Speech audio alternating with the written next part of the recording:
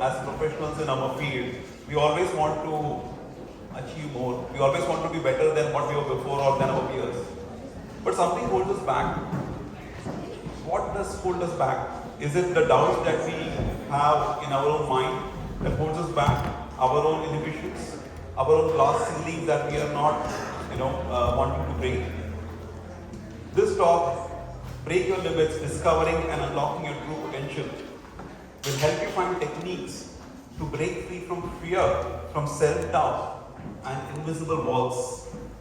Discover how you see beyond labels and expectations and build confidence that isn't tied to likes, grades, titles, or the number of Instagram or LinkedIn likes that you have on your post. We are extremely honored to have Riyaz with us here on stage today. Riyaz is a senior disciple of Swami Parthasarathy Ji, a pre-eminent philosopher and acclaimed as the greatest living exponent of Vedanta, the ancient philosophy of India, and the founder of Vedanta Academy near Pune in 1988. The Vedanta Academy serves as a world resource for Vedanta knowledge through its residential courses for the youth, professionals, and business persons. A senior alumnus of the Vedanta Academy, Riyaz Bharucha ji has spent over 2 decades inspiring audiences across the globe with his ability to simplify complex philosophical concepts into relatable, real-life such lessons.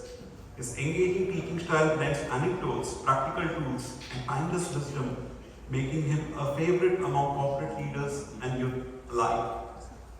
Riyaz's passion for empowering individuals with clarity and purpose is at the heart of this workshop and lectures. We'll have a talk for 45 minutes, followed by about 30 minutes of question and answer.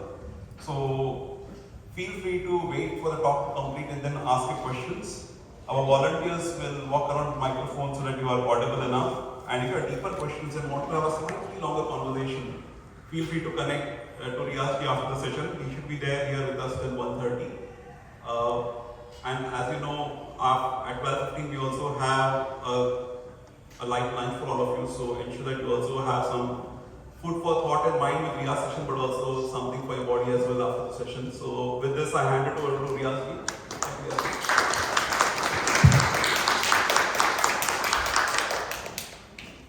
Good morning, everyone. And firstly, thank you to all the young ladies and gents who gave us such a beautiful concert.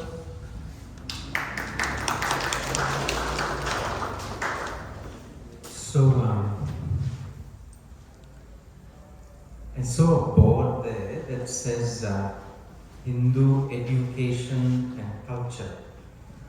So it's an interesting board, and I'm guessing it represents what we're doing here. So first of all, how about we ask the question, what does it mean to be Hindu? Because that's the board.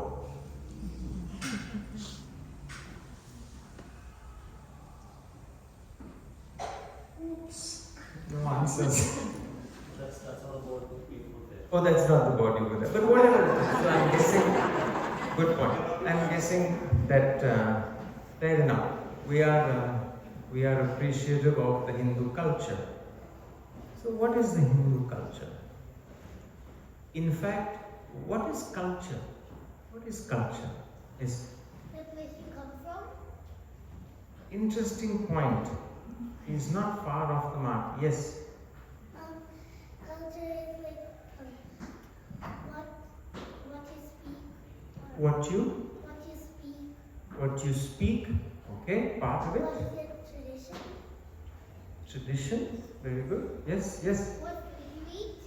What food you eat, kind of, but I know a lot of people who eat aloo tikkis and vada pav, and they are not what you call Indian. In fact, not making you Indian makes you like vada pav even more. So you see, I come from a school called the Vedanta Academy.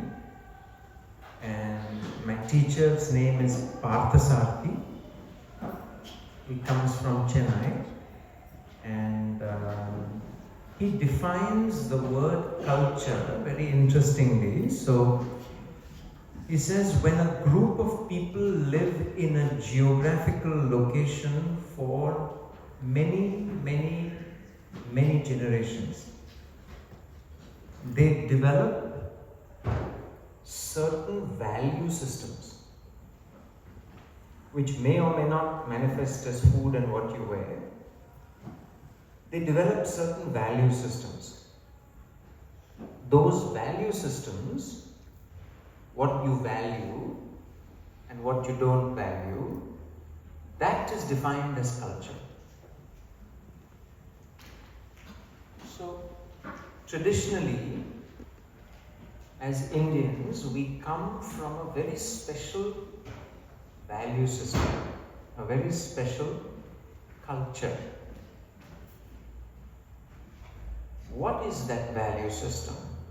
What is that culture? Let's explain a minute of it and then we can continue to break our limits. Your life is comprised of two things: the world around you and you.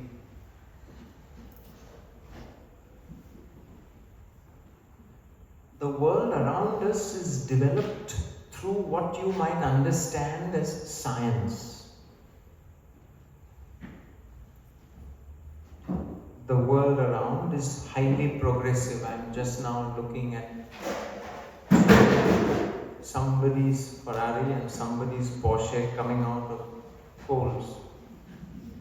Those are very, very advanced machines. Your insulation, your coffee machine, your cars, your homes, your transportation, your medication, these are all demonstrations of an advanced scientific knowledge of the world. So, you have made the world better. There are a whole lot of young persons here who will proceed to study in school, college, university and develop various scientific advancements and make the world even better. But the other part of your life, apart from the world around you, is you. And unless we develop both parts of life, the world around and you living your life, you will not be a success in life. Just developing the world around is not enough. It has its limitations. So when you develop the world around you, what happens is you can earn a good standard of living, but you always feel deficient, insufficient. You always feel less. For the rest of you, you feel deficient. For the younger ones, you feel less than cool. You get that? Less than cool. Don't pretend you don't know what I'm saying. The ones at the back, they're pretending. I'm not supposed to be relating to this weird guy, so I don't know why he's making me laugh. Practically speaking, you feel less than cool. You feel a bit of a loser, in spite of everything you have. Right? Why is that? Because while we have been developing the world around us, we have completely forgotten to develop ourselves. So we try and struggle to feel successful by building big empires around us. And we succeed in building the empire. First generation immigrant, second generation immigrant, third generation immigrant, the empire gets bigger and bigger and bigger and bigger. And finally, from western suburbs, eastern suburb, then you may live in the ocean, I don't know. But the point of the matter is that we still feel deficient inside because we have forgotten the culture, a certain value system. So what we are about to discuss today is an understanding of a better value system. A better value system is one that makes you feel cool whoever you are, wherever you are. You're cool, you're comfortable, you're totally fine. You keep aspiring, you keep developing, you keep building, but not out of a feeling of uncoolness. You understand human life is to develop. That's the purpose of our lives. But not at gunpoint, oh my God, if I don't get this, what will I be? If I don't get that, what will I be? If I don't get that job, what will I be? You will be you. And that's enough, actually speaking. But what does that actually mean practically, right? So, what we're talking about is, while the world is developed by science, there is another kind of science that develops you. Develops you means what? I don't mean bodybuilding. Develops you means it develops your personality to deal with challenges in the world. You're developing the world, right? But no matter how much of the world you're developing, there are still challenges which you can't avoid, correct? What are these challenges? Simultaneously, the promotion is available. Simultaneously, the second baby has come. Simultaneously, the house mortgage has to be paid. And simultaneously, there is no maid servant. You have to do everything on your own. Is that not a challenge? So, no matter what happens outside, you find yourself able to deal with the challenges. That's called personal development. World development is being conducted by science. Personal development requires some different knowledge, and that different knowledge is called Vedanta. Vedanta. The word is immaterial. It doesn't matter. But the science of Vedanta is important. You should understand some of that science. You need to know what it is, right? This knowledge actually gives you a chance to break your limits.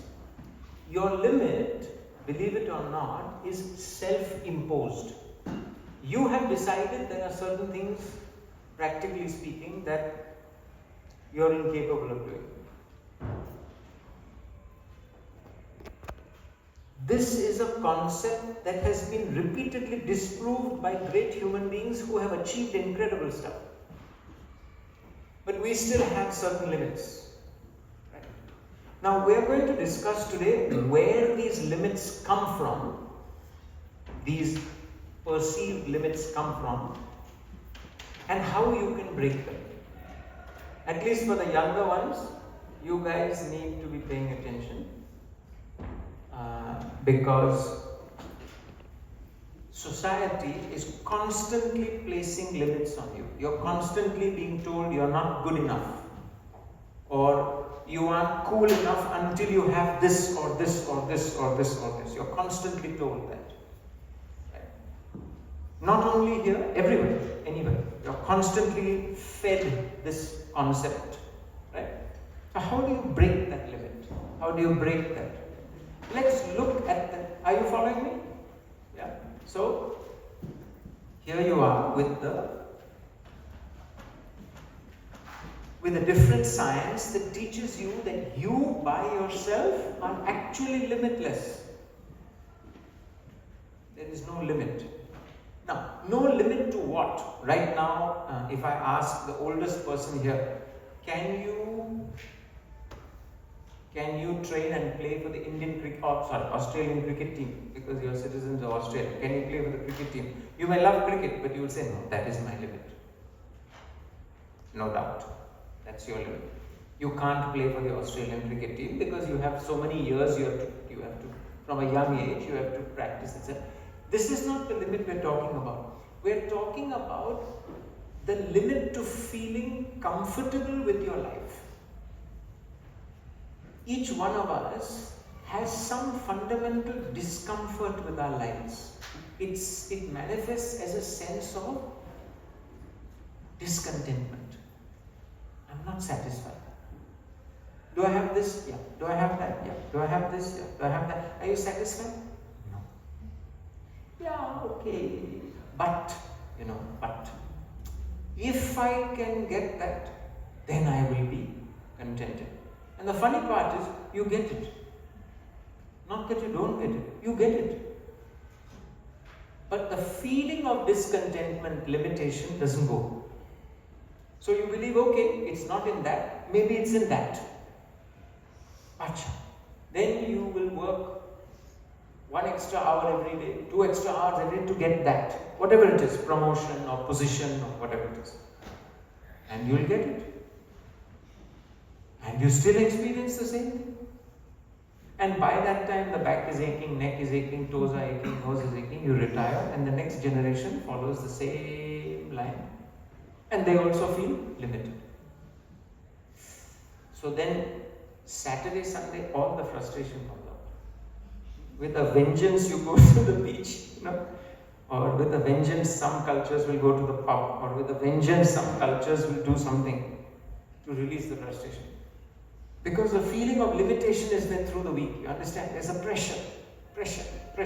What is this pressure? Where is it coming from? What is it? Right? This is something we should try and analyze, try and understand. Is this too fast for you? Is this too complicated for you?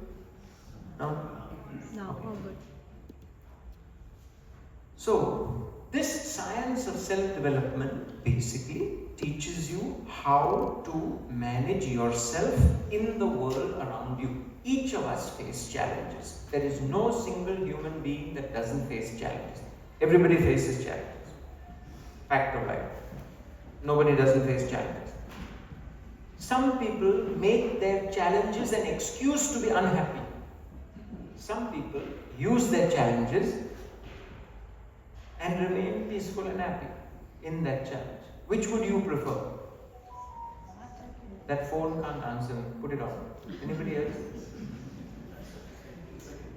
Question is, some people use their challenges as an excuse to grumble. He's laughing. Are his mom and dad here? Some people use that experience of challenge to build a greater power to be happy and break the limit of their own happiness. Do you understand that? Yeah. That is the science of Vedanta. That is a knowledge that is not taught in schools, colleges or universities. That's a knowledge you have to learn yourself. You have to learn it yourself. Nobody can give it to you. Right? It is our culture, that value system that we began by explaining. So, let's look at this subject of Vedanta. Right? What does it have for us? What can it tell us in brief? This subject is approximately 10,000 years old. We now have approximately 25 minutes. So please be reasonable. There is only so much of 10,000 years worth of research that can be covered. Having said that, let us at least make a start. Right? So, to cut a long story short, what do you think is the primary difficulty that human beings are facing today? Primary difficulty. One difficulty. Anyone? One word. Dissatisfied. Anything else? Social Pressure. Desires? Social pressure. Social pressure. Social pressure. That's 2 words, but I'll pass. No, I'm just joking. Anybody else? Stress.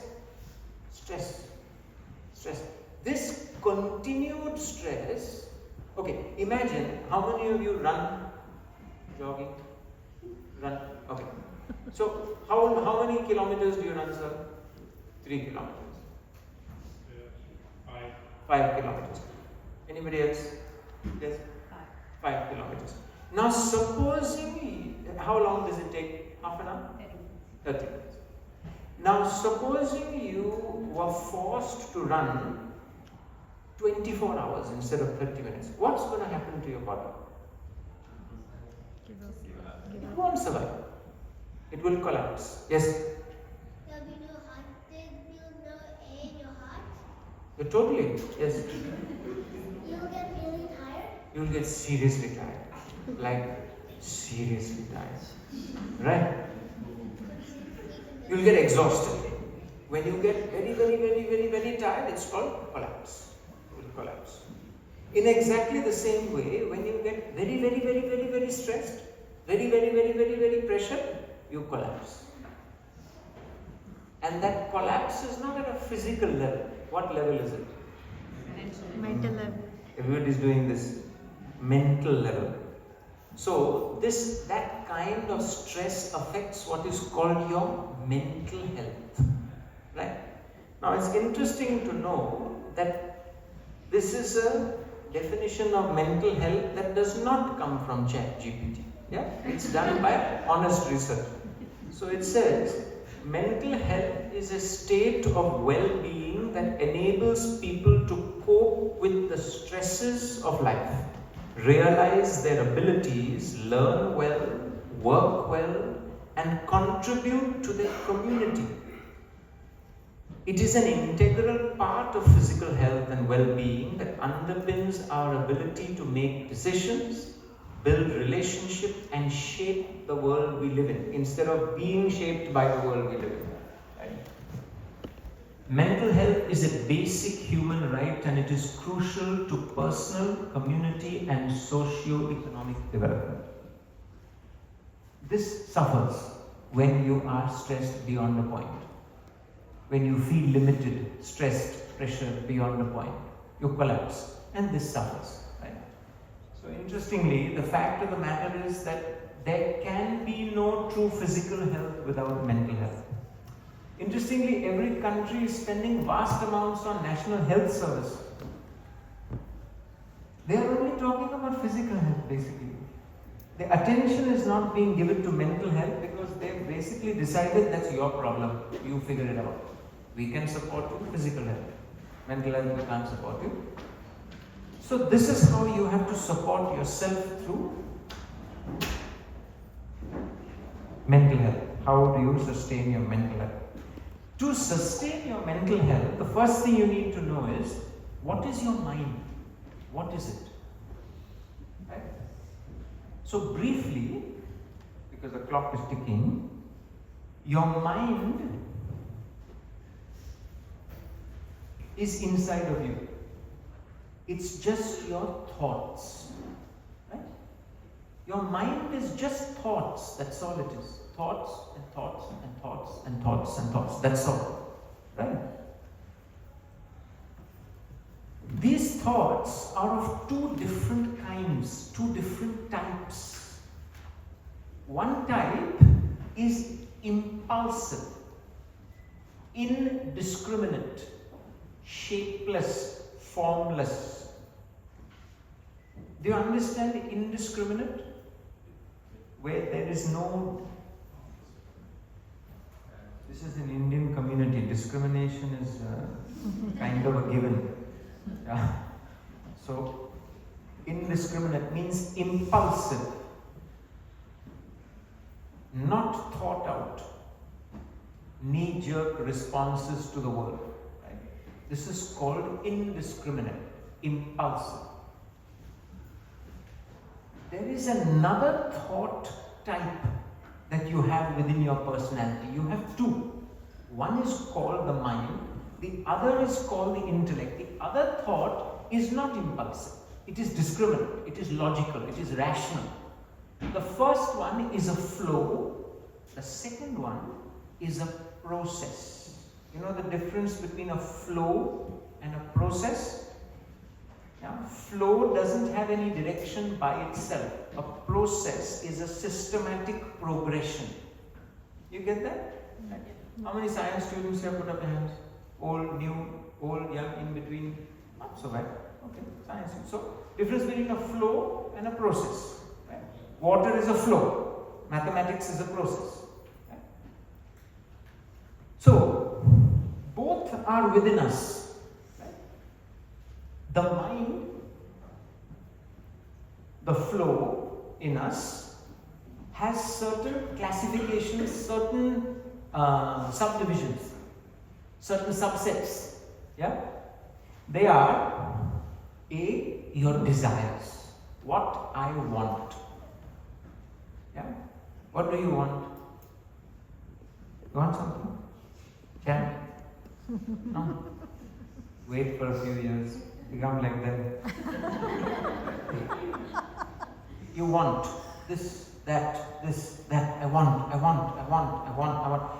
You just turn the corner and go into Kohl's and the aisles are full of things that we want. Right? If not Kohl's, then you have to go to City and go to Givenchy and Prada and Fendi and Bendy and all those, right? With the lights behind. No? I want. Desires. Also, the mind is full of likes and dislikes. I like this, I don't like this. I like this, I don't like this. Right? Also, the mind is full of emotions, feelings. Right? I feel like this, I feel like that. You understand? Impulses, which we just explained, and attachments. Attachments means a sense of possessiveness or clinginess. You know, when you feel this is mine, not yours, mine. Possessiveness, personalization. You can be personal about a car, you can be personal about your clothes, you can be personal about your house, you can be personal about your language, whatever it is, but personal. You get that? You feel personal about it. You feel possessive. There's a certain egocentric attachment to that thing. Now, I'm asking you, where do you think all these things come from? Where do your likes and dislikes come from? Where do your desires come from? Where do they come from? In the mind, where do they come from?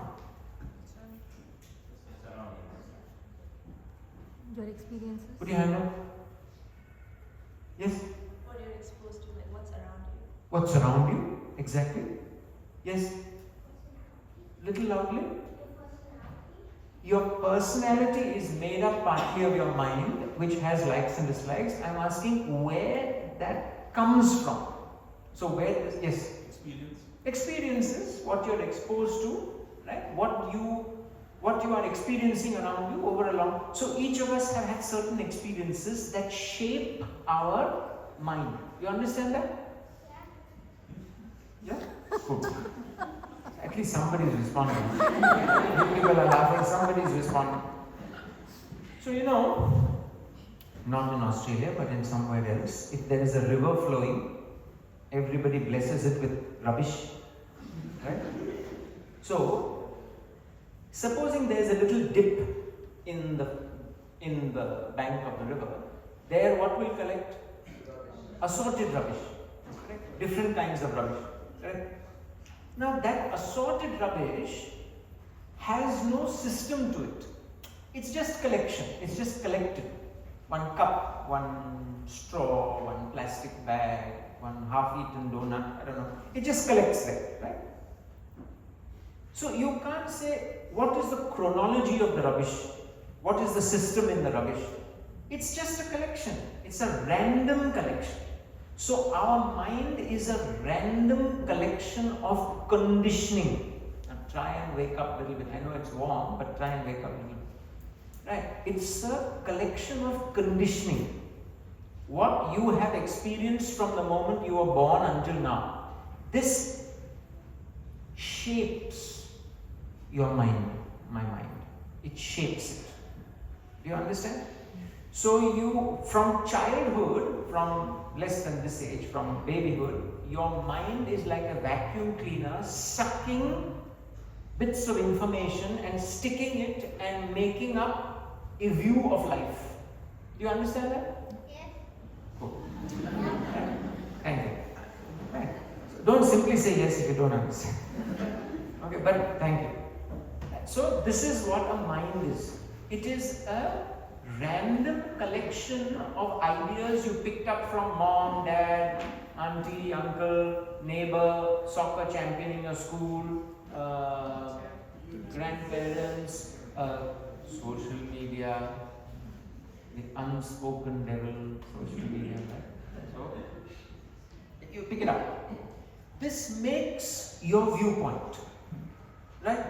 Now, you have not scanned this viewpoint. It's just your viewpoint. And this viewpoint has told you there are certain things you can do, there are certain things you can't do. There are certain things you can be, there are certain things you can't be. You have not bothered to check it.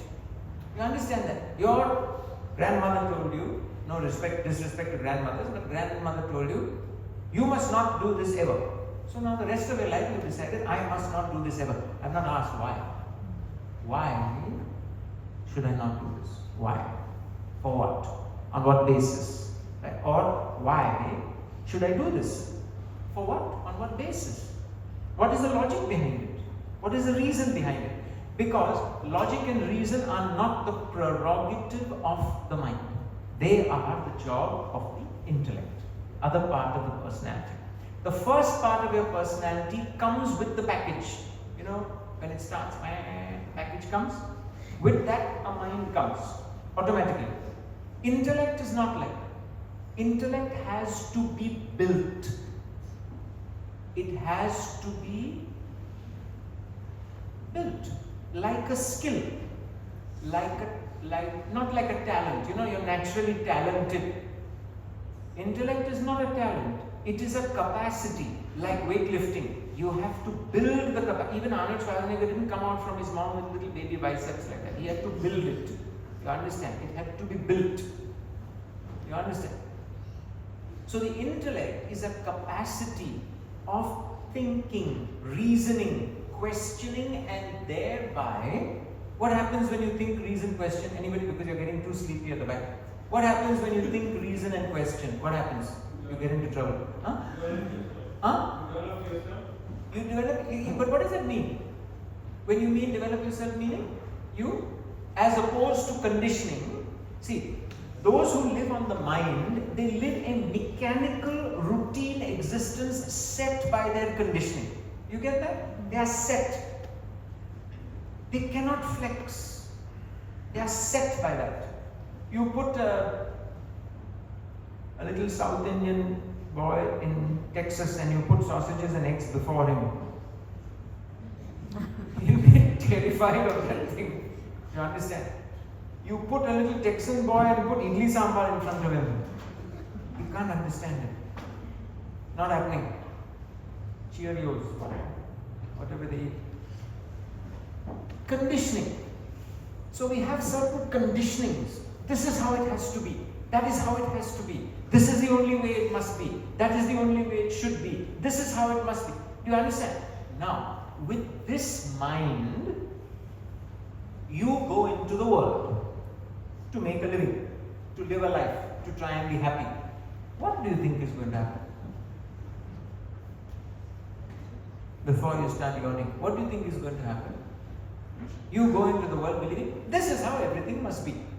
Because I think so. What do you think is going to happen? Shock. Sorry? Yeah, shock. Shock therapy, correct. Because? Beg your pardon? You will experience tremendous amount of roadblocks. Why? This is always self-doubt. Self-doubt. Self-doubt, okay. Why would you experience these roadblocks? Roadblocks like, for example? You can't process. A little loudly, please. Prejudice. Okay. Disappointments. Disappointments. Why? Your mind can't process. Your mind can't process that change. Yes, sir. Mismatch of expectations. Your expectations of the world are wildly impractical because the world is not designed according to your mind. Repeat. There is no echo in the room. I'm repeating. The world is not designed according to your mind because each mind is different.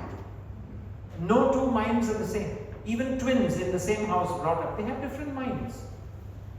No two minds are the same. Now each one of us has this highly individual mind with which we go out into the world expecting the world must cater to Us.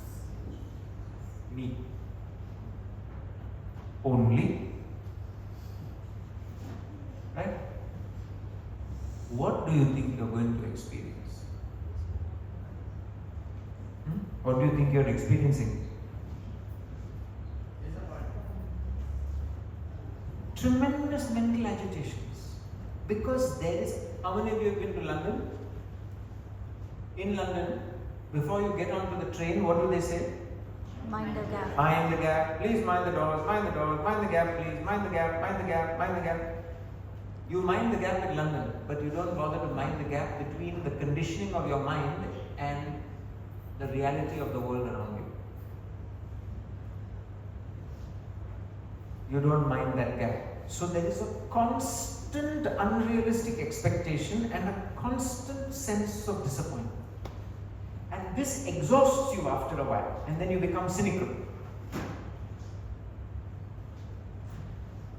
This doesn't make sense. The intellect, on the other hand, is the capacity to think. But as we were saying, it needs to be built like a skill. Thinking is the process where you put your own biases aside and see what is in front of you for what it is, not what you want it to be. Therefore, your intellect can mind that gap. If you can mind that gap, you will break your limits. Otherwise, your limit is, I can't do this if the world is like that. Then don't do it. No, but I want it. Then do it, given the situation and challenge that you're facing. You can't say, I want what I want, but I don't want to do what needs to be done to get it. So our perspective is our primary limitation. Our view of life is our limit. And we don't realize that mostly because the intellect is not developed. Because we don't know about it. So how can you develop something you don't know? Because it is not developed, you fall back into the mind and live your life based on your conditioning, constantly expecting that the world must somehow cater to you. And what is the world? Your partner, your child, your traffic, your government, your immigration system, your supermarkets, your economy. This is your world. That it must cater to me. Why? Because I want it to. And I think it should. What is the basis of your thinking? What is the basis of your thought? There is no real basis of the thought. It's just an idea you have. The intellect, on the other hand, thinks, reasons, analyzes, discriminates, judges, and understands. This is how much the world will cater. This is how much the world will not cater. I have chosen to come to a separate place. Now I can't expect what I have there. I have to deal with what I have here, because here there are advantages and disadvantages. There were advantages and disadvantages. We have shifted location, which is an excellent idea perhaps. But now there are different challenges. You have to appreciate and deal with what you got. Do you understand? So the mind has expectations. The intellect has assessment. If you don't have an intellect to assess, you will fall back into your expectations. Now some of you may be thinking, he can say whatever he wants, but some expectations we must have. Those some expectations, if they are unrealistic, some disappointment you will have. Do you understand? Your partner has a nature. Okay? Don't point and all now, just leave it. But your partner has a nature. As many years as you have lived, you have had the expectations, and one by one they have been broken like champagne glasses in New Year's Eve. All the expectations have been smashed. And you're wondering, this is not the person I married. No. This is the person you married. You don't know the person you married. I don't understand. You have some picture in your illusion which you decided, which has a gap between what is real and what you want. There is a gap. Or not like a Grand Canyon, but there is a gap. There is a gap. You understand? But you feel, I am limited in this relationship. Yeah, by your perspective. Not by that person. By your perspective of that person. That is limiting us. Not the person. Not the world. You are your own limit. Your perspective is your limit. Not other people. A question then would be, how do I improve the perspective? Right? It's supposed to arise from your intellect, not from your mind. Try and understand this for your own good. Once a year, 1 hour, you're listening to this. If you miss it, you miss it forever. Right? So this is your mind. Have a look at it. Right? Have a look at what your mind is. Introduce you to yourself, your own mind. Your mind is like a child. This one is quite smart. Some are rakshas, really difficult specimens. You follow? And each mother thinks not mine. The neighbor is thinking, yeah, yours. You understand? So, the mind is the child in you. It is directionless, dimensionless, irresponsible, whimsical, unstable. It is self-destructive. Children are very often self-destructive because they have no capacity for self-direction, self-guidance. So they can do anything. The intellect, on the other hand, is the adult in us. It is the capacity to be rational, reasonable, stable, mature. The capacity to understand the world we are in and function accordingly. Irrespective of what we want, irrespective of what we prefer. It's a simple concept, but it's something that we miss and project limitations outside in the world. Oh, in this society I am limited. Yes, by your perspective. Not by the society. By your perspective. A realistic expectation is there are glass ceilings, perhaps. That's the fact. It's the truth. I don't prefer to see it. Don't see it, but bump your head when you get there. You understand? So, intellect is clear. It has depth of understanding. So, the relationship of the mind and the intellect is like water to river banks. The river banks, so is water by itself harmful or good? Good. Good. By itself it's good? Think. By itself is water good or bad? Neither. Because? It can be directionless. Because? Contextual. Your mind is neither good nor bad. Your conditioning is neither good nor bad. It is contextual. How do you approach it? How do you deal with your conditioning? How do I deal with my conditioning? Do you understand? River banks will direct the water suitably if the banks are strong. And if the banks are weak, there will be flood. Water by itself is not a bad thing or a good thing. It's just a force. Your mind is just a force. Right? Your perspective is just a force. What are you going to do with it? What are you going to do with what's in your head? A car needs a steering wheel. Don't say, now there are driverless cars. I'm talking about old ones. Okay? So, a car requires some sort of steering mechanism. Right? Not one nut behind the wheel. You understand? It needs a sensible steering mechanism. Right? If it's steered properly, it's a very beneficial thing. If it is not, it is known to kill people. The driver included. A dog is a lovely thing, but it needs to be protected by a leash. Otherwise, it can run across the road and get itself knocked over. Electricity is a very useful thing, but the wire that carries it must be insulated. If it is not insulated, you will be shocked in more ways than one. Right? Understand the relationship of the intellect with the mind. This is the nature of the mind. The mind by itself is impulsive. It is unstable. It is restless, agitated, demanding, consuming, obstinate, belligerent, preferential, prejudiced, possessive, clinging. The mind is extremely selfish. How? Why is the mind selfish? From what you have heard. How can the mind be selfish? Because from what you have heard, all the IT professionals, none keep listening. Means they are not selfish. I'm saying, wake up. Sorry? It's whose likes? Your own Mine. life. It's all about me. My perspective. I am in a bubble called my perspective. So the mind is extremely self-absorbed. Very, very self-centered. That self-centeredness is your limit.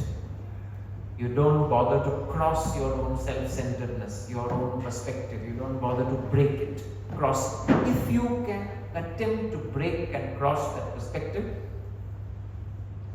a whole new world opens up for you, or anybody. But the mind wants that perspective. The mind only wants to see things the way it sees everything. I want to see only my view. Your view doesn't matter. My view matters. That's your limit. That's your limitation. My view. Do you understand? So, here is what the personality looks like when the mind increases control, yeah, over you. Line AF represents sanity, basic sanity where your intellect is handling your mind. As the mind escapes the control of your intellect, you become emotional. Means you react to the world based on your emotions versus logic and reason. Anger, jealousy, even affection which is untempered by logic and reason. Yeah? What does that look like? Hello, how are you? Where are you? I'm at work. What do you want? Nothing. I just called to say hi. Okay, hi. Come, people. So rude. Why can't you answer? Because I'm at work. Again, what do you want? Nothing. Then why did you call? Felt. You'll irritate the other person. You understand? You'll annoy the other person. Because it's an emotional choice. It irritates. What did you have for lunch? Because nothing else to ask. How does it matter? Yeah, I'm sitting in India, you are sitting in Australia. How does it matter what I had for lunch? You understand? Emotion. It's fine and all, but you must understand it has to be checked by reason. You take emotional decisions, you'll say something based on emotions that at least your partner will never let you forget. 25,000 times you said sorry. Yeah, but 1921 you did say that. I have not forgotten. I have forgiven, but I have not forgotten what you said. They'll hold it like that over your head. You understand? Or your children will say, that time I know what you did. Yeah, but daddy also can make a mistake. Oh, then we can also make. You understand? They'll manipulate you nicely to suit themselves, if you haven't already figured that out. So, further, it's called eccentricity. You don't know how to choose. Constant confusion, right? Impulsive choice, rational choice.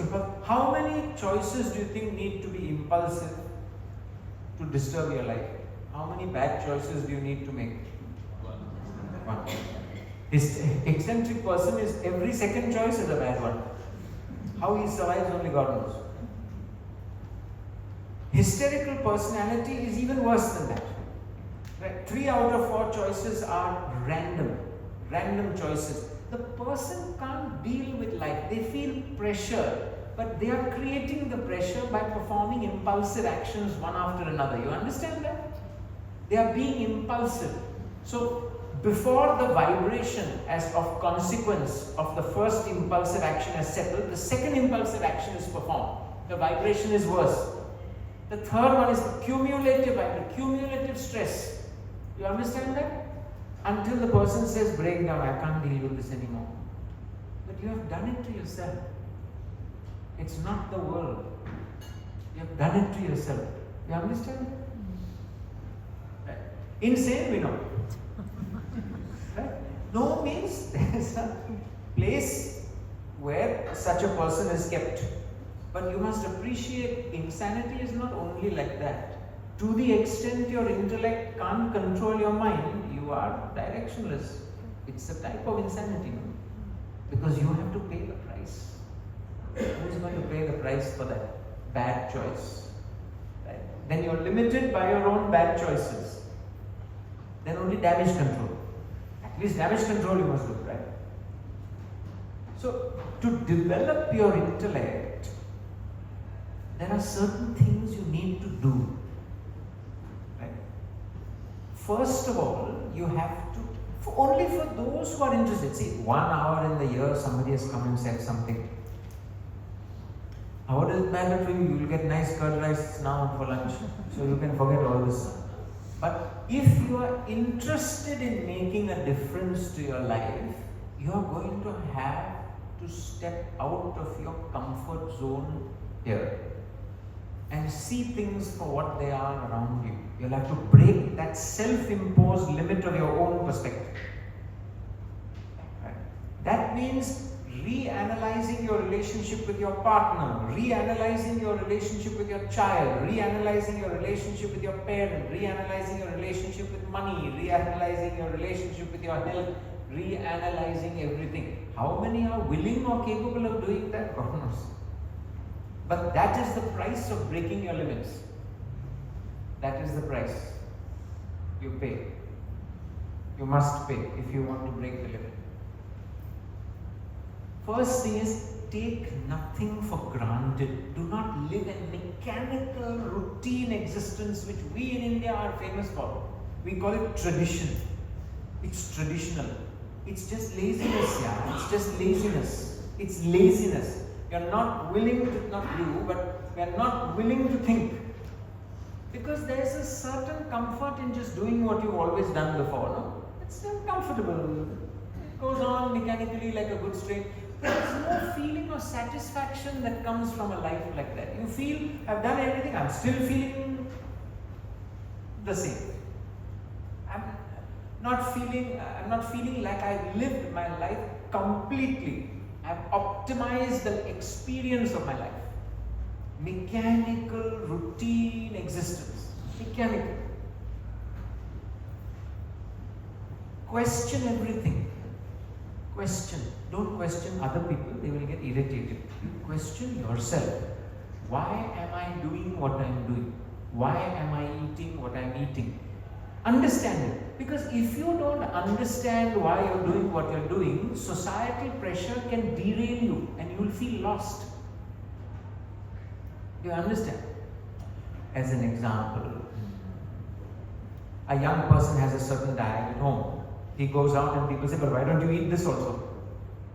Okay, to be cool, I'll eat it. And then I come home and I think, that was weird. I don't know why I did that. So now he or she is not sure. Why was I not doing it? Why did I do it? I'm not really sure. You know, that leaves you kind of directionless. It leaves you without some clarity as to why you're doing what you're doing. You understand that it leaves you stateless, you know, stateless. Am I here or there? What? Or is there a middle ground? Or who am I? Right? So question everything. Don't do things mechanically. Mechanical, routine existence, same thing. Not only us, everybody does the same thing. So Einstein said we cannot solve our deepest problems with the same thinking we used to create the problems. Okay. It's not possible. You have to refresh your thinking. Right? Attempt to reason at every point. Reason. Find logic. Logic is the rails upon which happiness runs. If you cannot be logical, Swami Chinmayananda was known to have said, life is a tragedy for those who feel and a comedy for those who think. Because a person who can think, who uses the intellect, they know. If this is done, this is going to happen. Now watch it happen. You understand? But feeling it, I hope it does not. You're hoping it's not going to make any difference. Yeah. Your hope. What is hope? What is the fact of the matter? Some are saying, no, but my challenges are big. Yes, if your challenges is big, more the reason why you have to analyze them. More the reason why you have to take a clear stock about what is going on and make your choices. You can't live ostrich mentality and pretend it's not happening and hopefully it will go away. No, it doesn't happen like that. It doesn't work like that. Life doesn't work like that. You're human. You are not protected by instinct. You have to make choices. You understand that? Choice. You have to make a choice. If you make a choice on your mind, you don't know the outcome. If you make a choice on your intellect, you are calculating the outcome. Based on the mind, you don't know what. Emotionally, I made a choice and now I am stuck with the consequences. You get it? So, a developed intellect gives you the capacity to choose well, good decisions, either professional, personal, good decisions, good quality decisions. Usually, good quality decisions are uncomfortable in the beginning. They are pleasant later. Bad decisions are chosen because they are immediately easy. Later on, they are not so comfortable. That's the nature of the world. Bhagavad Gita, chapter 18, verses 37 and 38. You go and refer. Right? Otherwise, you say, you are saying anything. Lord Krishna himself said the same thing. I am only quoting. Right? It gives you control over your mind. It gives you when you can assess, it gives you the ability to care for others in their own state. Otherwise, I will love you only if you are like this. No, the other person can't be what you want. If that is the fine print of the contract of your love, forget it. You be who you are. I have to deal with that. I have to deal with my expectations of you. Because you are not going to change. I have to deal with my expectations of you, right? You get confidence on a daily basis. Otherwise, we are always living apologetically, you know. Always treading on eggshells because we are never really sure. With an intellect, you are sure. You are clear. I understand what I want out of life and I am going to get it. And I'll make the necessary sacrifices to get what I want. But I can't have my cake and eat it too. Yeah. If I want this, it's called opportunity cost. That closes. If I want that, this closes. I can't say this also I want, this also, little bit that also. It doesn't work like that. You get it? So the limit that we feel is really a personal limit arising from our own unreasonable expectations of the world that arise from the mind. And just to conclude, you see, what happened there? So,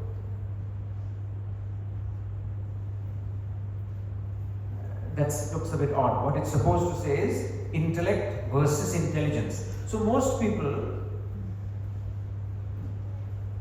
have a lot of intelligence. What is intelligence? Intelligence is what you all have. No problem there. You are all frighteningly well qualified. Without knowing you, I am sure you are all exceptionally well qualified. That is not your problem. Qualification is not your problem. This is externally acquired information that gives you the capacity to raise your standard of living. Intellect gives you the capacity to reason and raise your quality of life. Standard of living is not equal to quality of life. Standard of living is what you can buy.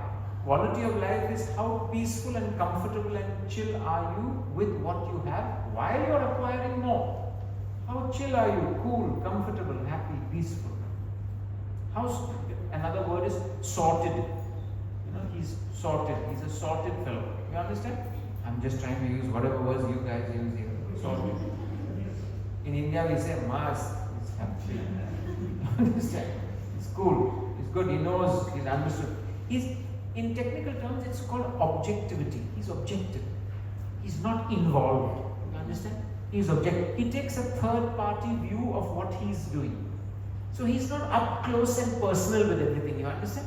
Up close and personal. He's too emotional, too involved. You get burnt all the time. It's that life arising from the mind, up close and personal, involved, is like driving.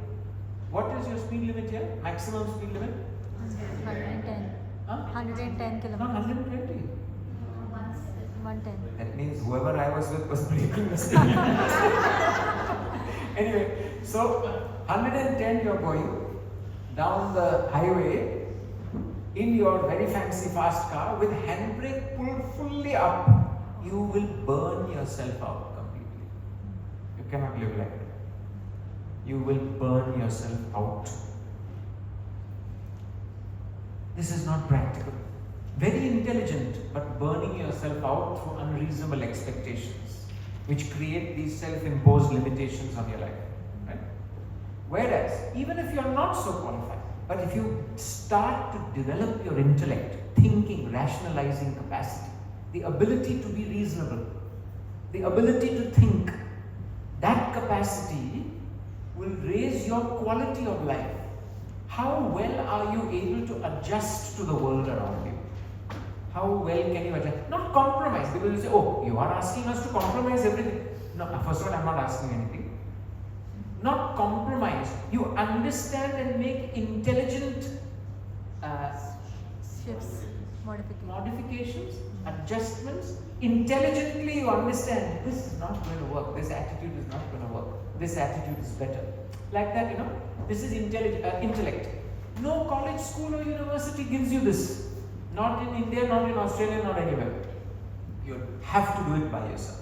So Vedanta is the knowledge by which you get this and develop your intellect. To cut a long story short, right? Because we're running out of time. So here is a short, very short, 4-hour exposure to the science of Vedanta. This is where you take out your phones and click the QR. Still we are not doing it. So here is an opportunity. So what is it? First you should ask me, wait, it may be a bank robbery.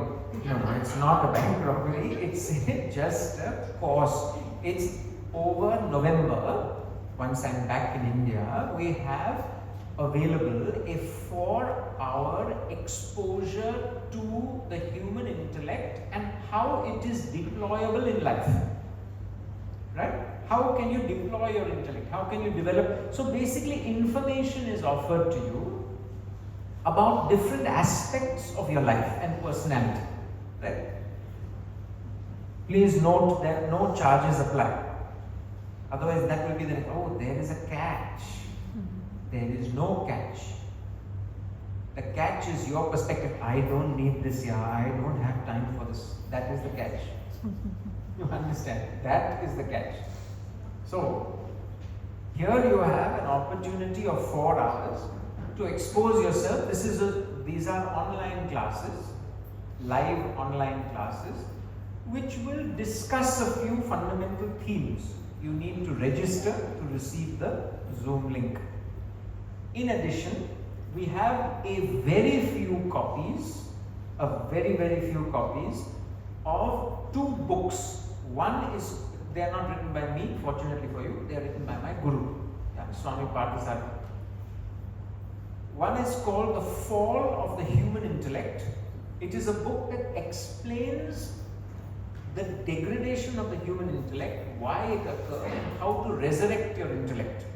And then it explains the concepts of choice making, which we will be discussing at Parramatta tomorrow afternoon, 4 o'clock at Parramatta. You want details? Ask Rahul. Rahul, put up here. Okay? Ask him. So, 4 o'clock tomorrow, Parramatta, this is what we're discussing. The second book is called Governing Business and Relationships.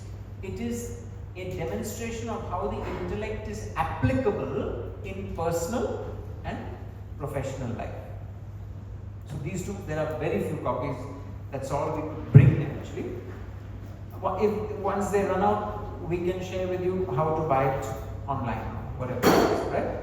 So now we will break for any questions that you may have, after which those who need to go may do so. You don't need to wait for questions, but please do take a look at what's available. The bookmarks are for you. Please feel free to take a bookmark.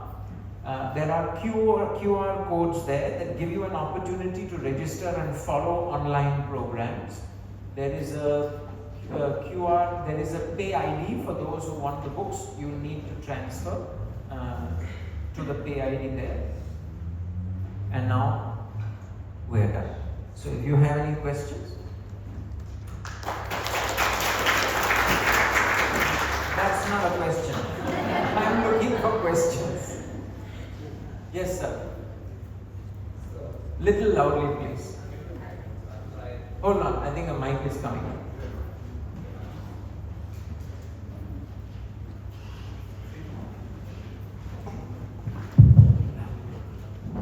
Sorry, before we take up questions, the fall of the human intellect is $20 and the governing business and relationship is $30. There's a free ID there, you can pay and take the book. Yes, somebody would ask me this. Yes, sir. Yes. So, where do you draw the boundary for intellect? The reason is, a lot of times I've seen people highly intellect, but they are stressed in their own life, or sometimes they become very risk averse. Become very risk averse. risk averse. Even when we kind of see some of the biggest inventions and the biggest of the business leaders, they have a bit of craziness that comes from the mind part. Sorry, craziness, okay. So, and then is it like intellect at some point? You need to probably leave it at some point to just be happy because you lose that bit of innocence with you. Do you think that there is a boundary to the intellect, or is it like it's you can just be focused on intellect? And so there is no such thing as too much understanding. You have to have complete understanding. The intellect gives understanding. What you're talking about amongst those who achieve is not craziness, it is creativity. Creativity comes from the mind. It's a useful thing. But your intellect needs to monitor your creativity to keep you safe. Otherwise, what happens is our goals become unrealistic, unreasonable, and out of passion, we attempt a goal that is not practical in the first place, and we crash. Having said that, people say, don't many leaders say that you have to try something impractical? That's not impractical.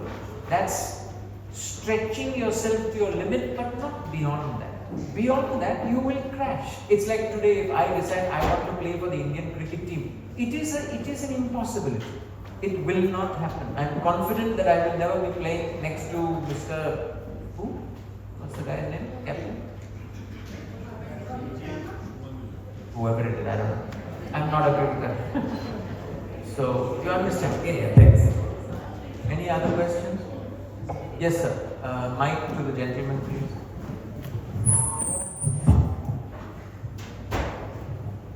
Hello, my name is Shubhaman. I was going to ask the question in terms of the intellect. Sorry, sir. You'll have to just angle the mic to your mouth. If you hold it like this, it won't work. Yes. Is it better? Yes. Okay. In terms of intellect and, for example, I'm just going to give an example. You have a rugby player. You have a rugby player rugby player versus a cricketer. If you take that analogy, right? One requires brute force. Yes. The other one requires intellect. Correct. So to be successful, I don't think you need to have intellect pumped into a rugby player because you will be unsuccessful. So your point in saying building intellect is important for success, isn't it relative? No. The rugby player, if he doesn't have intellect, he will incapacitate himself, slip a disc and land up in hospital. He will not continue to play. Even if you need brute force, see, forget rugby player, a musician. Music is a manifestation of your creativity.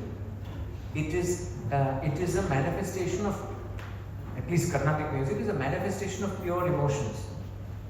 But even in something as predominantly emotional as music is, if you do not apply your intellect, you will not be able to perform optimally. Have you seen the movie Shankaravarnam? Do you remember what happened when his daughter saw her boyfriend for the first time? What happened? She became involved. She slipped. And her dad got really cheesed off about the idea that because he's a music teacher. So he got annoyed by the fact that she was distracted. So even something as predominantly emotional as music, in every aspect, your intellect is like the safety net of a trapeze artist. You can do all the fancy stuff, but you need a safety net. You need to be able to be logical, rational. Even brute strength has to be underpinned by rationale. Otherwise, the brute strength is misapplied and you will suffer. Do you get that? So, whatever it is, emotion, strength, whatever it is great. But you need rationale, you need logic and reason to underpin the choice of direction that your emotions or your strength takes. Otherwise, you will be in trouble. Is that okay? Does that make sense? Any other question? Yes, ma'am. Indicated that body, mind, and intellect. You want me to recall the diagram? No. Sorry, it's too loud. You put a diagram that says like the body. I don't know if it is just a flow that you wanted to indicate between the body, mind, and intellect. I see it as a kind of a 3 edges of a triangle or something like that. It's all connected. It's all connected. Yeah. So how do we strike a balance between all the 3? You're talking about like. What is the, more than strike a balance, perhaps what you're asking is what is the relationship between all the 3? What is the ideal relationship between all 3? No, I see it as like when you have an imbalance of your intellect, or you're just leaning more towards your mind. Right. The other 2s are imbalanced, right? No, they're not imbalanced. So the intellect is like the CEO, right? The intellect must always be the CEO. Then is the manager. The manager controls the labor, but the manager takes instruction from CEO.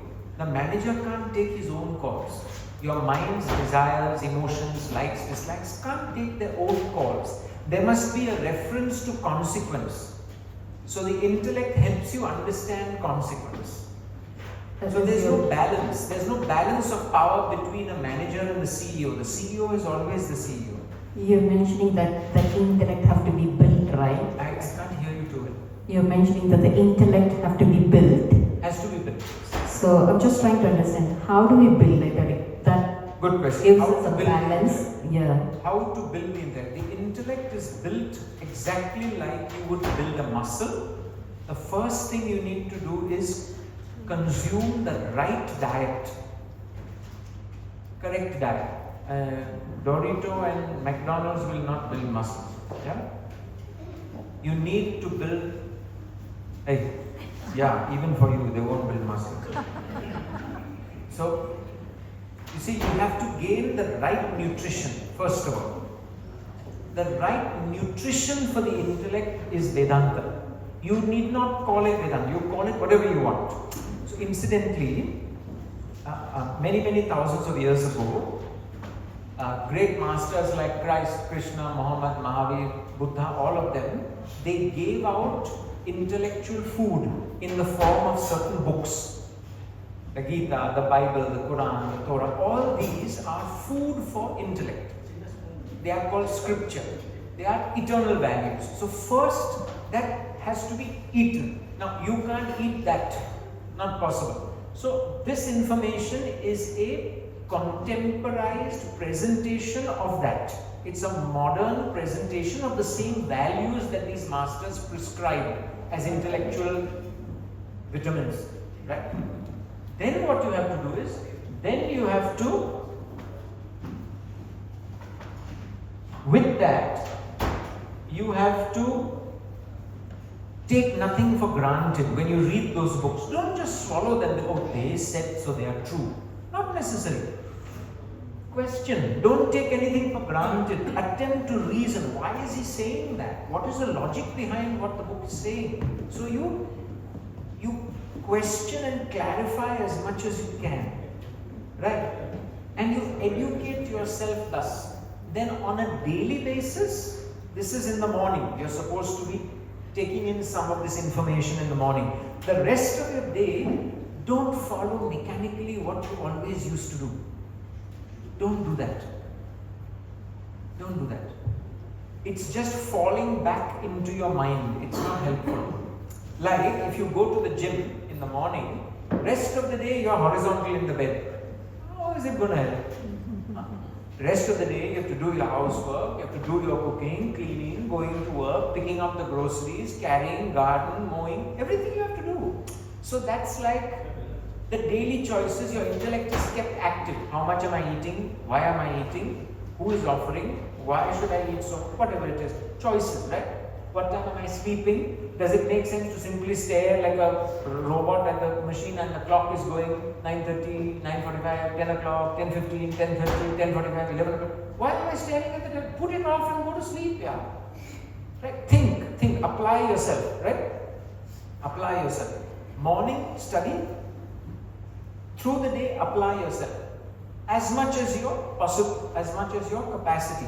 This way, slowly, your intellect will become available to you. Like when you go to the gym, as many times as you go in the week, and then through the day, you do your stretching, you do your whatever stuff you do at home, you keep yourself. Generally, your body is kept fit, no? Same way you develop your intellect. And this course is the beginning. It's the beginning kg of intellectual development. You start knowing what your intellect looks like. Is that okay? Yeah. Thanks. All okay? All good? And those, as in every audience, there are few they don't want to ask publicly, they want to ask privately. I'm still here. Please genuinely take a look at those books. They are worth their weight in gold. Check them and see you around.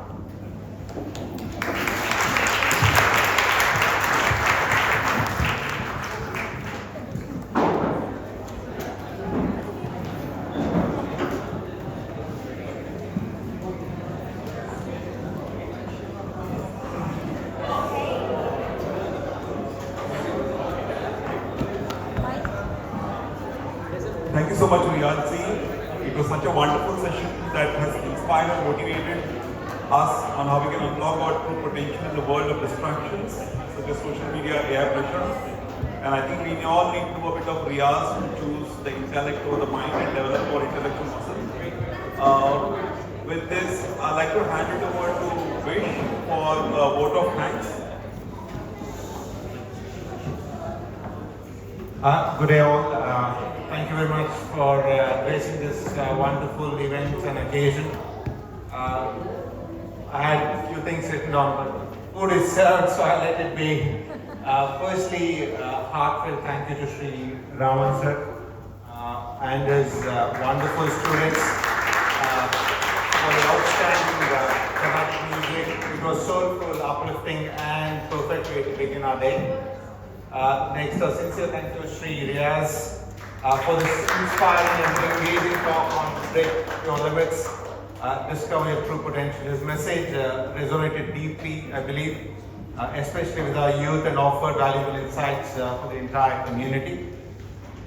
We're also excited to share that Sri Riyaz will be continuing this series of lectures in 2 upcoming talks on 12th of October, Telopia. We'll put it up on the slides, you can look at the details. And on 14th October in Sydney CBD, we encourage you all to attend and dive deeper into this powerful topic. You have the details on the slides there. A big thank you to all service providers and volunteers, the quiet champions who work tirelessly behind the scenes to make this event seamless. Your dedication is deeply appreciated. We proudly acknowledge the Hindu Education Culture Center for their visionary initiative, the Sanatan School.